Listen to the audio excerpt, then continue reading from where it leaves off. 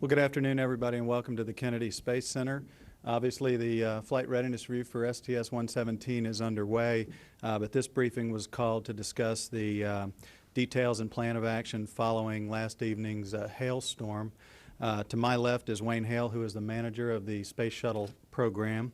To his left is John Chapman. He is the Marshall Space Flight Center manager for External Tank Project. And to his left is Mike Leinbach, who is the launch director here at the Kennedy Space Center. We'll hear from Mr. Hale first, and then we'll open it up for questions, and I'll turn it over to Wayne. Thank you, Kyle. We were coming to the flight readiness review, and we had made significant improvements to the external tank, and we were very pleased that we're going to talk about probably the cleanest tank that we've ever flown, and how well it had been processed. And I really didn't expect to spend very much time in this review talking about external tank, and unfortunately it turns out that we're going to talk about the external tank a little bit today. We had a really unusual set of circumstances yesterday afternoon. Less than 24 hours ago, there was an extremely severe thunderstorm that was very localized right over the Launch Complex 39 area at the Kennedy Space Center. Many of the folks around the area reported they didn't even get any rain and didn't even know there was a thunderstorm going on. But we had what Kathy Winters characterized to me as an explosion when the right set of meteorological conditions caused a very large thunderstorm cell to expand over the launch pad, dropping a lot of hail, 62-mile-an-hour wind gusts, and hail that is properly described as golf ball size, 1.5-inch diameter pieces of ice. We've got a little bit of video that was shot today that I'd like to go ahead and run. This morning, starting at daylight, folks went to the launch pad and started assessing what the condition of the launch vehicle was. And of course, the external tank sticks up above the weather protection. We saw damage 360 degrees around the upper portion of the external tank and the foam that's applied up in those areas. I believe 3 ice frost ramps on the upper part, the liquid oxygen tank, showed some evidence of crushed foam. And this constitutes, in our evaluation, the worst damage that we have ever seen from from hail on the external tank foam. We have had hail a number of times in the past. Hail is not unusual in Florida. Certainly as you move into the spring season is when the most severe weather happens in central Florida. But usually the hail is quite small and rarely causes damage. This was large, wind-driven, damaging hail. Looking at this, it is very clear that a number of these areas need to be repaired. There is not access on the launch pad, so we will be required to move the Space Shuttle vehicle back to the vehicle assembly building so that we can properly assess and repair these dings or divots in the foam. We also have a count of about 24 orbiter tiles that suffered what I would call almost cosmetic surface damage, which may require some top coat repair, and there's the potential that we'll want to use some non-destructive evaluation techniques, thermography, to inspect the leading edge panels to ensure that the reinforced carbon-carbon didn't have any damage to it. It was under the orbiter weather protection, but given the wind-blown nature of this hail event, we decided that it will probably be required to look at even the RCC panels.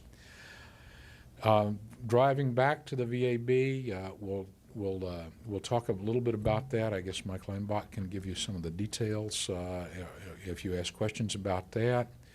Probably over the weekend or the early part of next week, we'll be back in the VAB. Start the inspections. We think that it will clearly be on the order of a couple of weeks at least to do the repairs, probably best case. What we really need to do, though, is get a really up-close look at the damage and evaluate what needs to be done to repair it. If this requires standard repair techniques, that would be great. If it requires some non-standard repairs, which has been the discussion today, we may have to go through some verification of repair techniques before we apply them. The bottom line is that at this point we do not believe that we can make the launch window for the March launch of Atlantis.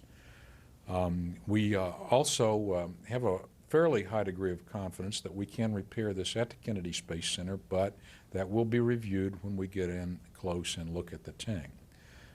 Where does that lead us? Most likely that would lead us to a launch of Atlantis and her crew on the STS-117 mission to the International Space Station after the Russian Soyuz changeout, which would lead us to a late April, probably April 20th, I think, is the day the Soyuz crew leaves.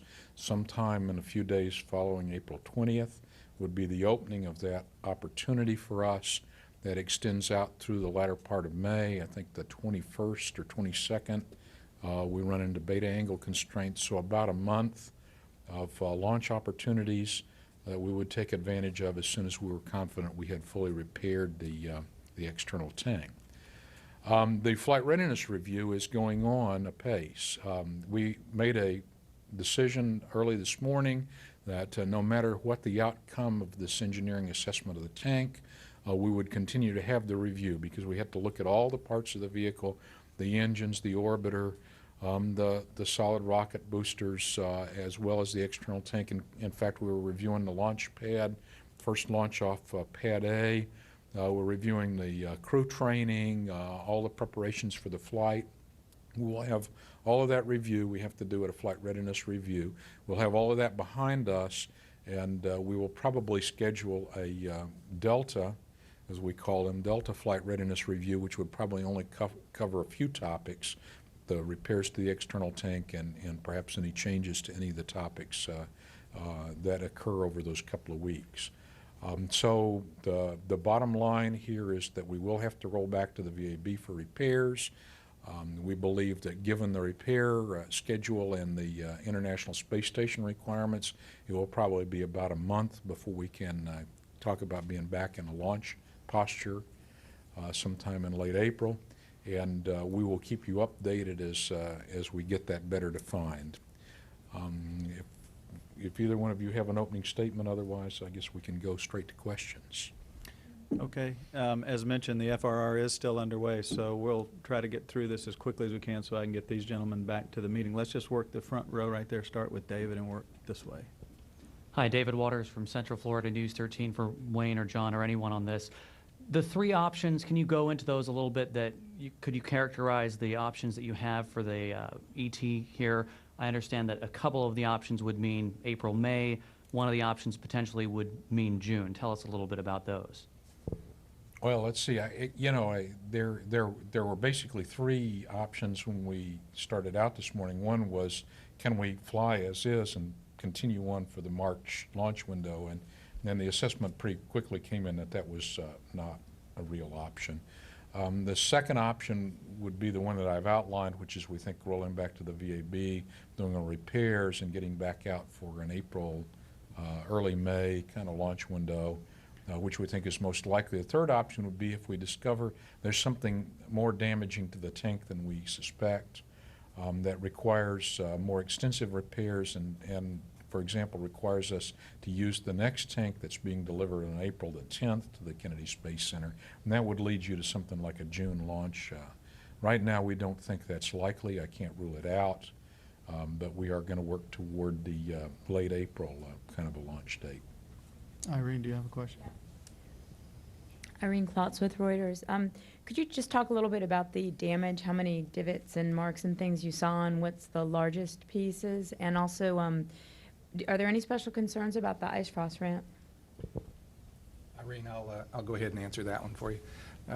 What we saw on the tank, based on the preliminary look-see of the team that went out there earlier today, it appears that there's damage all the way around the tank, principally up at the top, at the ogive area of the tank and up toward the nose cone, but it's all the way around. and I would characterize it as hundreds of spots that look like they will need attention. Some of that attention may vary from sand and blend to get back to an acceptable contour if we have an adequate thickness of thermal protection system there. Others may require a repair that would involve pouring foam into it and smoothing that out.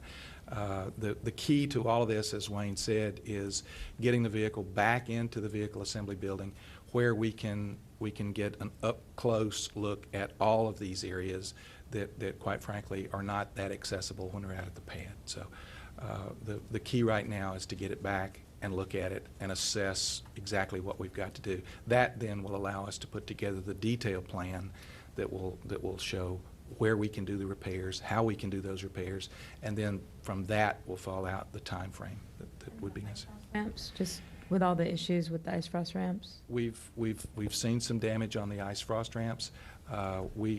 Based on what we've seen with this preliminary inspection, we don't believe that those are significant enough to make them not repairable at this point. It's not unusual in the process back at the factory in New Orleans for us to make repairs to ice frost ramps in which we would cut out an area that there may be a defect in the foam, and we would cut that area out and pour in a replacement area of that ice frost ramp. And that might be the same thing that we would do to replace the areas on the tank that might be damaged. So at this point, we don't see anything that looks irreparable, but again, we really want to get it back to where we can look at it up close in detail and formulate the full plan. Mike?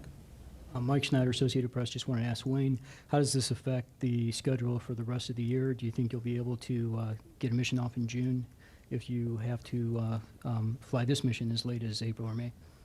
Good question. We've started the assessment of that. I would tell you that probably there might be some small effect to a couple of the later flights, but by the time we roll around to the end of the year, I expect we would be fully able to catch back up. You know, the workforce down here is working on getting the orbiters ready. They will not be distracted from the work that they're doing on Endeavour and Discovery.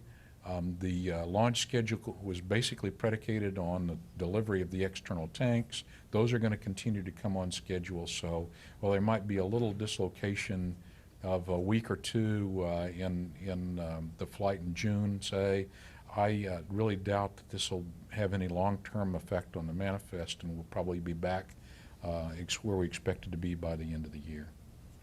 Jay? Jay Barbary with NBC. Wayne, it sounds like you've already made the decision that you're going to repair it in the VAB. How many of the shuttle tiles were affected that you've been able to count? And Mike, I'd like to ask you the question that Mike here just asked about making the rest of the year if you can get off April the 22nd. You see any reason why your team can't make the rest of the year the way it's laid out now? Go ahead. I'll take both, and Wayne, you can add to it, please. Our preliminary assessment of the orbiter showed on the order of 26 or 27 tiles on the left-hand wing that have minor surface damage. These are repaired either with a top coat, it's called a slurry, or a putty repair. Those are very standard repairs for us. We have not seen any orbiter damage that causes us any real concern. The guys are still out there doing further inspections, but the preliminary look was a pretty detailed look, and it's while there are a few areas, it's not that bad on the orbiter.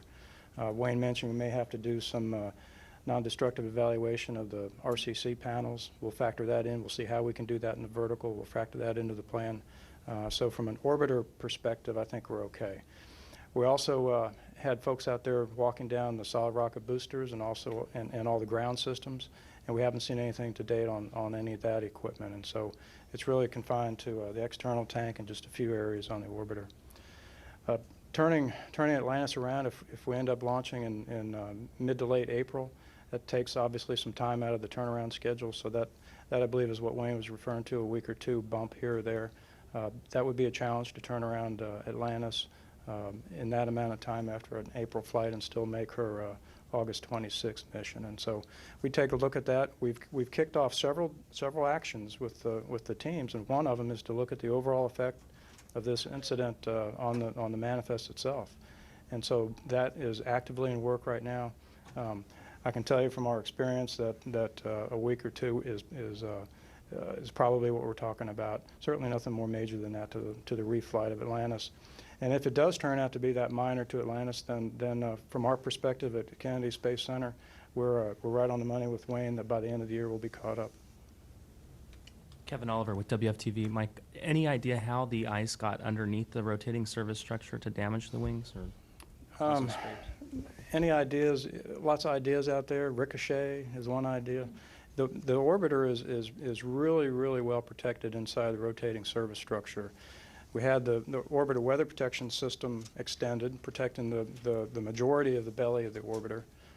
There are roofs that cover the leading edges of the wings, and so the hail was coming in. There was quite a bit of hail, as those pictures indicate. I'm sure it was bouncing around quite a bit. At the time, we had escape operators at the pad loading our oxidizer for our OHMS RCS system, and they took cover. The hail was getting down to them as well. So it was a very dynamic event out there. I'm sure there was a lot of ricochet going on. Dan. Dan Billow from WESH. If I may, two questions, one for Mike and one for Wayne. And you just touched on it, Mike. Could you kind of give me whatever sort of an eyewitness account you can? How bad was it? What was it like? You know, what was seen, what was heard? And the other question is, could you address, please, the damage in terms of the area of the tank? You know, is this a real sensitive part of the tank, and that, you know, the size of debris that you worry about with that particular part of the tank? The work we had going on at the time of the event yesterday was the oxidizer load for our OHMS RCS system. So the pad was completely cleared of people, with the exception of the escape operators that are out there loading that propellant. There was on the order of a couple of dozen technicians at the pad during this operation. It's principally inside the rotating service structure, but they are on some platforms that are exposed to the elements a little bit. They reported on net to the OTC, the Orbiter Test Conductor, and the NASA Test Director, that indeed hail was getting down to them, and it was getting on their suits. So it was a dynamic event. It never hurt anybody. There were no personal injuries out at the pad. It was probably fortunate, frankly, that the pad was as cleared as it was with our hypergolic load operation going on. If we'd been in a normal daily operation, there would have been a lot more people at the pad.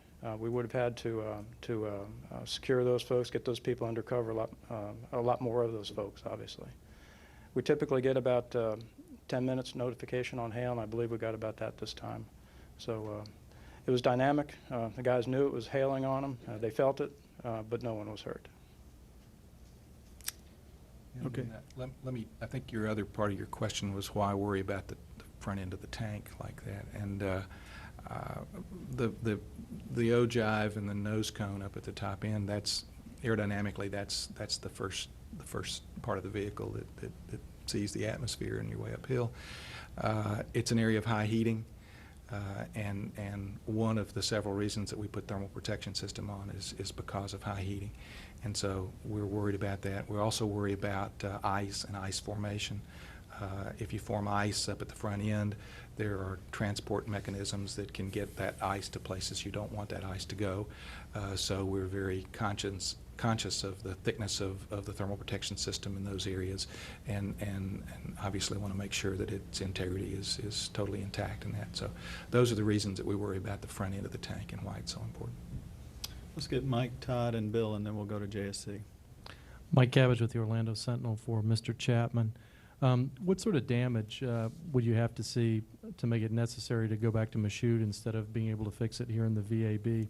And is it sort of a given that if you do have to go back to Michoud with this tank, that the 117 goes to June? Could you talk a little about that timing?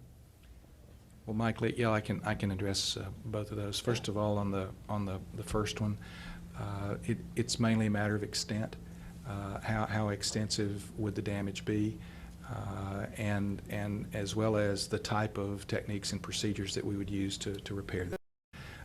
If we're able to repair all the damage that we would see with this detailed inspection with pourable foam, and get back to an outer mold line and a thickness of thermal protection system that's adequate with pourable foam, then we've got a significant experience base that tells us how to do that we can piggyback on and utilize. If we end up having to spray foam on, BX type spray foam, that will require possibly some development of some different techniques.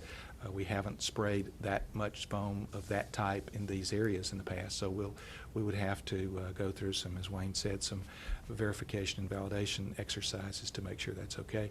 And if our inspection leads us to that, then that's when we would assess where's the right place to do that. Okay? So that's part of it. And your second question was? If you have to ship this tank back to Michoud, and you use the tank that's supposed to get her on April 10th for 117, what does that do to you time frame? I mean, does that bounce you to June, or what are you looking at? I'll let that does take us to June, because the launch date for the June 28th flight basically it comes from delivery of the tank, arrival at the Kennedy Space Center on April the 10th, the minimum number of days that are required to process from the delivery of the tank to launch. So whether we were flying it for the 118 flight or we're flying it for the 117 flight, that would be the minimum. Todd. Yeah, Todd Halverson of Florida Today. First of all, I was wondering about access to the external tank in the vehicle assembly building. If you believe from what you see now you'll be able to do all the work in the vertical, or if there's a possibility that you'll have to destack. And secondly, philosophically, maybe for Wayne, I'm wondering what you think about the weather gods. You guys have really had a hard time with hurricanes and lightning and now hail during your attempts to return the shuttle fleet to service, and I'm just wondering what you think. Well, I'll take the theological question first. The administrator keeps telling us that the shuttle should be the training ground for the new generation of space employees that are going to fly the missions to the moon and Mars and so on and so forth. And I believe that we're learning resilience, we're learning patience, we're learning flexibility. All of those are admirable qualities to develop, and I'm thankful to have the opportunity to learn those things. Okay, now Mike, vertical. How do I follow that? Access in the VAB for this repair is really good. Back when we had hail damage for STS-96, the tank on STS-96, we took a stab at providing access to the ogive of the LOX tank at the pad, and it turned unsafe very quickly. It was literally an unsafe thing for the technicians to do, and so we backed out of that operation very quickly. In the VAB, it's really good. We have platforms that get all the way around the tank, areas that we have to build scaffolding to. Again, it's in a very good environment for scaffolding, a lot more things to tie off to, that type of thing. Any type of environmental enclosure that John's guys would require to do the repair, that's much easier done in the VAB than the pad, obviously. So the VAB is the right place to do this repair. And I believe part of your question was vertical and possibly horizontal. Vertical gives us much easier access all the way around, and we would prefer to, from a tank standpoint, certainly work on it in the vertical for access that way. Bill's last for here. Bill Horowitz, CBS. Well, Wayne, I want to ask you about Locust, which I guess would be next. Looking down the stream, though, I mean, I know you guys have on a totally different area, been looking at CSCS requirements and how you need to be thinking about that down the road. A hit like this, if your worst case took you to June or something, does any of that discussion end up playing a role in subsequent flights in terms of how soon you need to have the vehicle back to service back up for the next mission? Well, yeah, we take all of that into account in the manifesting, and clearly we have to have a plan, a credible plan that shows us getting a pair of solid rocket boosters and a tank and an orbiter out to the launch pad within the capability of the station to sustain a shuttle crew if we got in a bad situation. So we do that calculation every flight. We got a report today that said we were in good shape for this proposed March 15th launch. And I'm sure when we come back again in April, that calculation will still show us, well, we'll be better off because the next vehicle and the next tank will be even closer to us. So, but we always take that into account. Are you guys looking at changing some of the requirements or I don't know what I'm trying to say. You're not changing CSCS or how you calculate that number that would play any role in this? No, the only changes that we're making to that calculation is as the station gets more robust, it has more and more capability to keep a crew on board. We get more oxygen systems, we get more carbon dioxide removal systems, we have more food on board the station. They can sustain a crew better than it could in the earlier days. Those are the only changes that we really have to the CSCS. Okay, let's head across the Gulf to the Johnson Space Center in Houston.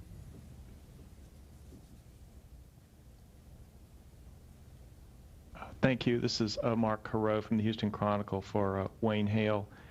Do you know how much this will cost? And I know there's been a lot of questions about what's happening with the continuing resolution budget that you have in place.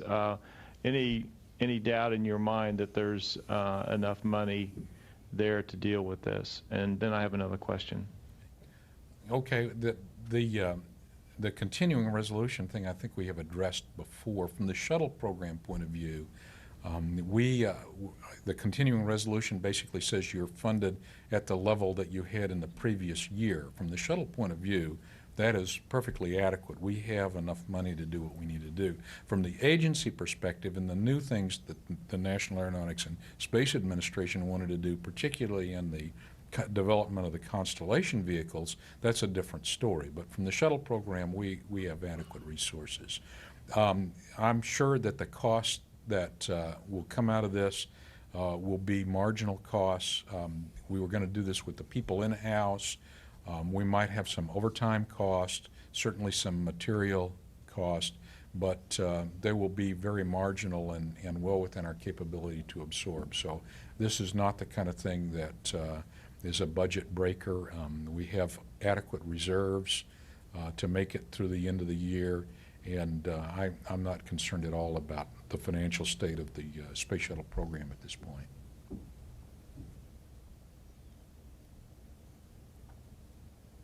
Thank you. And my other question goes back to schedule impact. I think I was taking notes when you briefed us on the mission the other day, and I think there was a desire for this orbiter to fly the node, and that is the gateway for the international partners. I wonder if you might take a little time to talk about how you're assessing the impact of this downstream, since that seems like a pretty big deal, and I'm getting the impression that you're thinking right now that if everything goes your way from this point forward, you might just see a few weeks or a couple of weeks even of impact, and I'm wondering if I'm really drawing the right conclusion from that. Thank you. Well, yes, Mark, I think you're exactly drawing the proper conclusion. There will be some short-term adjustments of some small amounts, and when I say small amounts, 2 or 3 weeks to the next 2 or 3 flights, but I am fully confident that by the end of the year we'll be back to where we would have been, barring any additional complications. This is the kind of thing that we have got to be ready to deal with and have the flexibility to deal with. I think it does not a strain to our resources, and we will be back on track. And you will see some motoring around of launch dates as we go through the evaluation process. It's got to line up with when our international partners are going to deliver their vehicles to the International Space Station, when we have the right crews on board the International Space Station to do the kinds of tasks that they need to do in the increment when the Space Shuttle is not there. So there will be a period of reevaluation and adjustment, and you'll see some launch dates change, but it won't be by large amounts, and it won't ripple out for very many flights. That's my understanding. Now, if we get into a situation that's much worse, which again I think is a low probability, where we can't use this tank at all, then you would have a bigger dislocation and it would take a longer time to recover. But right now I don't think that's likely to happen from what our folks have been out and able to look at on the tank that was unfortunately damaged by the hail last night. Okay, up the East Coast to headquarters in Washington, D.C., to NASA headquarters.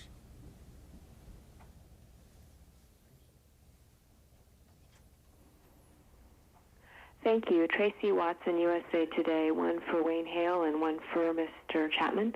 For Mr. Hale, we heard earlier this year that 4 flights versus 5 flights in 2007 was kind of a point of contention. Does this make 4 flights much more likely? And for Mr. Chapman, are there any concerns about doing this number of repairs to the foam? Any concerns about the integrity of those repairs? Thank you. Tracy, I still believe that we have a very strong probability of flying 5 flights in this calendar year. We are in negotiation with our space station counterparts, and we'll see how it falls out. Again, they have to look at all the traffic that comes to the International Space Station and the work that they've got to do. But from our standpoint, I believe the shuttle program can deliver 5 flights this calendar year if required, and that's the current plan. John? Tracy, relative to your other question on the repairs that we would make and the number of repairs, each time we make a repair, we have certain criteria that determine the amount of area that we can repair and how much thickness has to be there and all that. We would continue to follow that on each and every repair that we would make. So at this point, there's nothing that would say one repair versus hundreds of repairs would be a problem. We assess each one individually, and in fact, throughout its manufacturing cycle, the thermal protection system on the tank gets a number of repairs anyway. So we would continue that process that we have certified on each and every one of those repairs. So it's really not a matter right now of too many places to be repaired. It's more a matter of identifying all of those places that need to be repaired and then developing the actual plan to go forward with those repairs and putting it together. Okay, we're back here. Does anybody have just a couple of, let's get Irene on the front there. Irene Klotz with Reuters for Wayne. At the pre-flights, you spoke about the shuttle tanks being the pacing item throughout the rest of the program, and here you are, one flight out, and here it comes. And I'm just wondering if there is any consideration, if you have any flexibility, any money, any schedule, to try and ease the tank production to have an extra tank available if you need it for something like this, or how concerned you are that the tanks are not going to all be here over the next 3.5 years to finish this up by your very strict deadline. We're working with the external tank project and the Lockheed Martin folks down at Michoud in New Orleans to try to make improvements to their facility, to help them hire additional workers, to streamline the processes so that the tank deliveries will become more regular, more prompt, and in fact, I think in another year, given the plans that have been outlined, we may quit talking about the tank deliveries as being the pacing item for the rest of the shuttle manifest. And so your point is well taken, and we're hard at work on that. John, you want to cover a couple of those details? I would echo exactly what Wayne said. We've had a significant effort underway at the factory back in New Orleans to look at our pinch points in our flow and to make changes in our process where we can that won't alter the process itself, but will possibly change the sequence in which we do things and be able to do some things in parallel that previously we may have done in series, all of which will serve to shorten the delivery time the build time that it takes to build an external tank. And once we can do that, and we've already been seeing some fairly significant impacts as a result of those efforts that have been going on back at the factory, and with the continuation of that, we expect to be in a continually better posture to support. So, I'm going to add an unpaid commercial to that. If we have high-tech, good-paying, good benefits, jobs with a future in the New Orleans area, and we're looking for workers down there. And I think you'll find that Lockheed Martin and NASA are one of the leading employers in that area, and if people are looking for opportunities to get into the aerospace field, that's a good place to start. Jay. Jay Barbary with NBC again. John, are you bringing in people from Michoud to do the work in the VAB? And when do you guys expect, Mike, Wayne, when do you expect first motion on rollback? Jay, let me take the first one. We've been talking about that, and we will probably send a small cadre of people over that would be available to help with the inspection and look at things like that. Actually, how we would proceed from there would depend on what we find. So clearly what we don't want to do is to disrupt the workforce back at the factory at Michoud by wholesale sending people this way to work on things here and thereby slowing down the delivery of existing tanks in flow back in New Orleans. So. First motion, Jay, we're relatively early in the pad flow, and so from that perspective we can get off of the pad pretty quickly. The payload is in the orbiter's payload bay. We've had the International Space Station partners with us in all of our meetings today. They're going to choose to come out of the orbiter and go into the payload change-out room and stay there for a few days to see how the work on the tank really shakes out. So we'll take the payload out probably tomorrow. The other thing is we're talking about offloading the oxidizer for our OHMS RCS system or pressing on with the fuel load. Those discussions are literally going on right now. We'll do one or the other. We'll either take the ox off or we'll go ahead and complete the load and then come back. Either way, it supports the first motion around Sunday morning. Some of that's going to be weather dependent and work dependent, but we're talking late weekend, maybe Monday, something like that. Mike, do you have one more? Our Associated Press, 2 questions for Mr. Chapman. First of all, could you be more specific on how many hundreds of divots or dings or on the tank, and is it more than, say, STS-96?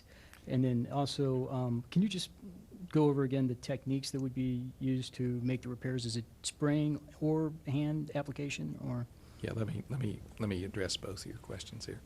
The report that we've gotten from the inspection teams out there indicate that it is the damage is more significant than occurred on the STS-96 tank, which was ET-100, and so we can utilize the repair process and timeline that we generated for that sort of as a guide for how long this might take. Relative to the number of dings and divots, you've probably heard numbers up in the thousands. If you looked at every little white spot that you see and counted all of those up, you probably would get things in the thousands. The key to that is just because you see a little white spot on the tank doesn't necessarily mean from an integrity standpoint or a thermal protection standpoint or the outer mold line standpoint that a repair is needed at all there. Therefore, when I said that it would be on the order of hundreds, I'm talking about a rough estimate that we've made out at the pad that clearly we would refine once we get back in and can look at it in detail. The experience with ET-100, STS-96, was the estimate that we made out at the pad. When we got it back to the VAB and could inspect it more closely, that number went up because we actually could see things better, which is what you would expect. I don't know that that's going to happen with this one. The key is that we've got to get it back where we can inspect it. The types of repairs that I was talking about, the easiest one would be one that you would brush away if there was a tiny amount of loose foam there, that you would brush away that loose foam and then make an assessment that says that the outer mold line and everything that's there is okay. It might require something that we call a sand and blend, in which if there's a small missing piece there that violates a smoothness contour requirement, that we may be able to sand that out and blend the outer contour of the vehicle to cope with that. And we have guidelines for exactly what we can do on that. Then others may require removal of the damaged area and then pouring in a pourable type foam into that cavity and then letting that cure and then smoothing and blending that out on the surface. Okay, so those are the various types of repairs that we would be looking at. The one that we would have to do some development on and some looking at that we have used in other areas, but not specifically in these areas, would be where we would actually do a spray, a localized spray that would cover a larger area. That we would prep the surface, get rid of any loose foam, prep the surface and get it ready, and then spray a layer of foam on top of that, and then contour that back down to the desired outer mold line. So that's what we're talking about. I have time for 2 more questions because I got to get these guys back to the meeting. Let me get Dave. Bill, did you still have a question? I'll get Bill and then Mike. Sorry, David and then Mike. Yeah, David Waters from News 13 again. For all of you down the line, what was that first oh no moment? What were you thinking to yourself? What was your mood when you realized how bad this was? Well, let's see. I arrived, we flew in from Houston on an S airplane and arrived at the shuttle landing facility about half an hour after the storm passed. And when we taxied to a stop and we looked out of the airplane and there was ice laying all over the ground, we thought maybe we'd landed in the wrong spot. So that was the first oh no moment. Pretty quickly, the communication started flying that there had been damage to the tank, and you know, it is what it is, and we have to deal with it. So that was my start of my evening yesterday evening. Mine is a little bit different. We arrived on a different NASA plane and at the same place, and got out, and I have a family member who works as a co-op student down here, and he was going to meet me out there, and we were going to go eat supper. And so he was sitting in the parking lot of the shuttle landing facility when this thing went over. And so as we looked out and saw this ice on places all over there, I looked over at him, and he had this terrible look on his face like, gee whiz, my car will never look the same. So I knew right then that we were in for an interesting period of time here. Mine was kind of interesting too. Of course, I was getting phone calls as soon as the hail started falling at the pad. But what I'll remember is normally when there's adverse weather out here and it's on the way, the launch weather officer, Kathy Winters, calls me at home. I called her at home last night after the hail hit us, and she said, "Hey, Mike." She went, "Uh-oh, Mike is calling me at home. You had hail, didn't you?" And I said, "Yes." So she was watching the storm from at home, but the first report of actual hail damage on the vehicle went from me to her this time. Mike, your last question. Mike Cabbage with the Orlando Sentinel again. A follow-up question to Mike Schneider's earlier question. We've heard reports that when you look at all of the dings of all different sizes and significance, that they total in excess of 7,000. Is that an accurate figure? That's an estimate. That's an estimate that was derived last night, looking at the TV coverage, the OTV system that we have that looks at the vehicle, that we can maneuver around and look. As I said earlier, that if you counted each and every little white spot, it may be that high, but the actual number that would truly require something to be done about them is less than that, considerably less than that. Okay, we'll get these guys back to the meeting, and we'll thank you guys for coming. Have a nice evening.